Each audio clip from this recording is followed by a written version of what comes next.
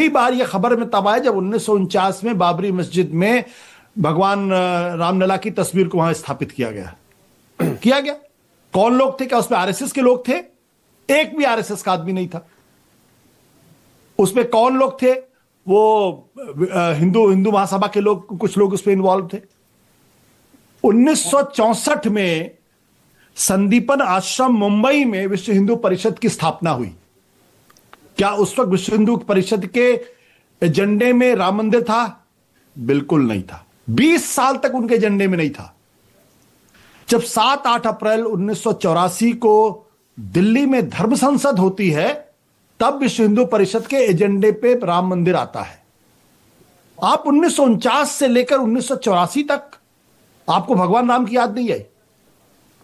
क्यों नहीं याद आई? सबको मालूम था।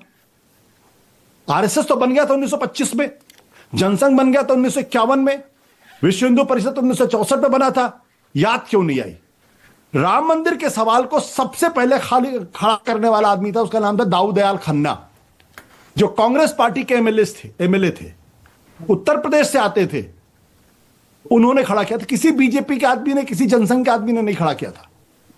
तो जब भारतीय जनता पार्टी को यह लगा कि अब देश के अंदर उनकी राजनीति नहीं चल पा रही है, संघ को लगा कि उनकी राजनीति गर्म, उनका संगठन मजबूत नहीं हो पा रहा है, तब राम मंदिर के मुद्दे को खड़ा करने की कोशिश की गई और उसमें उनको कामयाबी भी मिली, जिसके लिए राजीव गांधी भी काफी हद तक जिम्मेदार है। अगर उन्होंने ताला नहीं खुलवाया होता, अगर ताला नहीं खुलवाया होता। और एक बात बता दूं, कांग्रेस पार्टी में हमेशा से एक हिंदुत्ववादियों का एक बहुत ही मजबूत तबका था।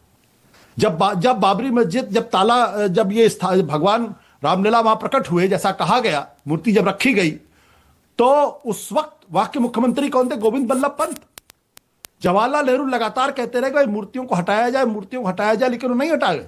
सरदार पटेल भी मूर्ति हटाए जाने के पक्ष में थे, लेकिन गोविंद बल्लभ पंत एक तरीके से उन्होंने इनकार कर दिया। उस वक्त वहां के जो अयोध्या के डीएम थे के नायर, उन्होंने हाथ खड़े कर दिए। बाद में यही के नायर भारतीय जनता पार्टी के टिकट पर, जनसंघ के टिकट पर मेंबर ऑफ पार्लियामेंट बनते हैं। उनकी पत्नी भी होती है और वहां के जो डिस्ट्रिक्ट मजिस्ट्रेट थे वो भी जाके आरएसएस से जुड़ते हैं।